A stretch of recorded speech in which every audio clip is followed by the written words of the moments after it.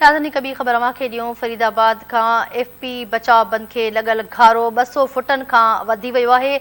50 खां मथे ॻोठ पाणी हेठि अची विया आहिनि। ख़बर अव्हांखे ॾियूं पिया ॿुॾल ॻोठनि में कादिर बख़्श रिंद हेठाहीं अगडाई घाड़े जागीर ऐं ॿिया शामिल आहिनि। पाणी अॻिते वधणु लॻो आहे। ख़बर अव्हांखे ॾियूं पिया घारे जो पाणी मेहर फरीदाबाद रोड सां टकराइजी वियो आहे।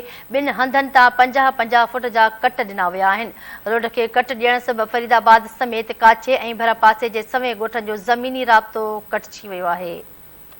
ख़बर अव्हांखे ॾियूं पिया मुतासिर ॻोठनि मां लॾ पॾाइण नेवी जी टीम पारां बि फाथल माण्हुनि खे रेस्क्यू करण जो अमल जारी आहे। सूबाई वज़ीर फयाज़ अली बुट ऐं एसएसपी दादू इरफान अली समो पारां बंद जी सूरतहाल जो मुआइनो पिणु कयो वियो आहे। ख़बर अव्हांखे ॾियूं पिया फरीदाबाद खां एफपी बचाव बंद खे लॻल घारो 200 फुटनि खां वधी वियो आहे। 50 खां मथे ॻोठ पाणीअ हेठि अची विया आहिनि।